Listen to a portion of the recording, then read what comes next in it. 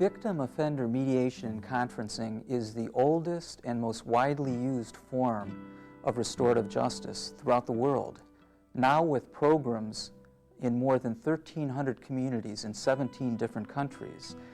And victim-offender conferencing and mediation is grounded in very core restorative justice values, which emphasize the importance of allowing those who are most directly affected by crime, victims, offenders, family members, community members, to have the opportunity to come together to talk about the impact of the crime, to try to find ways of repairing the harm. For the many thousands of cases referred to victim-offender mediation and conferencing over the past 20 years, we have learned that a multi-method approach is often the most helpful. By this, we mean that it is far more victim-sensitive and culturally sensitive to adapt the process to the expressed needs of the person who was victimized, the person who committed the offense, their families, cultures, and even their communities. For example, many individual victims and offenders prefer to meet in a small, private setting involving only the two of them and the mediator. Or, victims and offenders may prefer to have parents or other support people present during the mediation session. While the primary focus is still upon the direct conversation between victim and offender, support people can be given an opportunity to speak as well. The importance of meeting separately with each party prior to the mediation session cannot be emphasized enough. These pre-mediation sessions are central to building trust, providing information, and creating a safe place for the eventual dialogue. The important thing is to remain focused on creating a safe place where parties can engage in direct conversation with one another. Whenever possible, the wishes of both victim and offender should be respected regarding who is present, how many are present, whether to sit round the table or in an open circle, and where and when the mediation session is held. Mediators should always be alert to cultural dynamics and find ways to adapt the process to the diverse needs of participants. So Jim, we'd like to hear what happened that night from your perspective. Well, some friends and I were, cruising around and looking for something to do, and we were kind of short on cash, and somebody brought up the idea of breaking into a home, and they all pointed fingers at me saying I should do it, and I guess the pressure just was too great, and so, so I did it, and I went in and took a TV, took some jewelry and some cash, and then left. As Jim's parent, how do you feel about this? Well, it's been really hard. I'm so angry and I'm so embarrassed. I feel like people think maybe I didn't raise them right, and I feel really sad that this happened.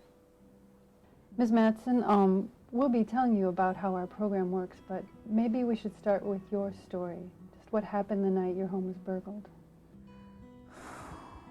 It was just awful. I couldn't believe it was happening to me again in my own home. I'd come in and I just knew something wasn't right. It's just awful. As a member of the community and as our next door neighbor, how does this make you feel? It makes you think about whether you want to stay there or not. She and I live alone. And we call each other all the time, but it's like, we can't protect one another. We don't feel safe anymore.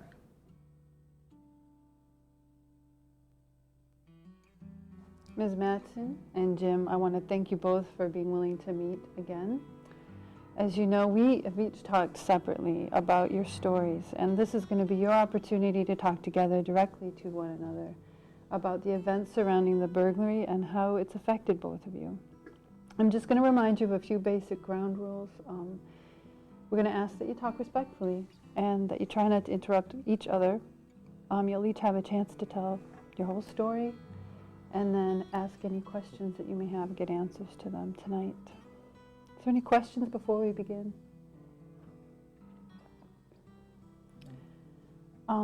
If it's all right with you, Ms. Mattson, I'm going to ask you to start. And if you would, just think about Think back to the night of the burglary and how you felt, and go ahead and speak directly to Jim and tell him how this affected you. I walked into my home and it was just destroyed. Just a mess. And I just had this awful feeling the whole time that someone was just going to jump out and hurt me. And it just hasn't gotten any better. It's not my home anymore. It's not a place I feel safe. Why'd you do that? And you just don't know how awful it is. You just couldn't, you know? You just have no idea of what you've left. You know, you walked away with the TV and some money, but the effect is well beyond that. I didn't know it affected you like that. And sorry that, you know, it upset you, and that you don't feel safe in your house. So it looks like we can begin to draw up a contract in which you can agree to pay her back by, what would you need, a couple months? Yeah. Okay. I'd be willing to have him do some stuff at my house and would just deduct it. I would do that. Mm-hmm. You know, not all of it, but just a small portion of it. Does that sound agreeable? Shall I leave it to you to work out the amount to deduct as you go along? Yeah. And if he doesn't want to, that's fine too. And you'll expect the balance from his earnings? Yeah. Okay.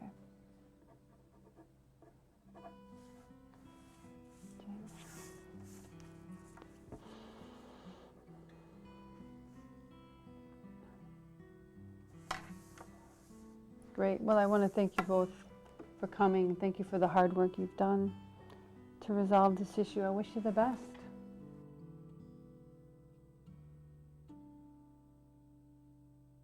Studies of restorative justice in North America, Europe, and the South Pacific have found that the general public is supportive of many restorative justice interventions, particularly victim offender mediation, family group conferencing, peacemaking circles, restitution, and community service. Victims of crime involved in victim offender mediation programs are more likely to say they were treated fairly by the justice system. Offenders involved in victim offender mediation programs are more likely to be held directly accountable to individuals and communities they harmed. Victims of crime are more likely to receive restitution for their losses. Offenders are more likely to complete their restitution obligation to their victim. Victims of crime are less fearful of re-victimization after meeting the offender and telling them the impact of the crime. Offenders in victim offender mediation programs commit fewer and less serious additional crimes. As an informational video, we hope you have found this helpful. Actual training in victim offender mediation and conferencing, however, requires far more information, role-playing, and apprenticeship with an experienced mediator. For those interested in receiving more information about restorative justice, victim offender mediation, conferencing, or peacemaking circles, including articles, information packets, research reports, books, videotapes, and training and technical assistance, contact the Center for Restorative Justice and Peacemaking at the University of Minnesota.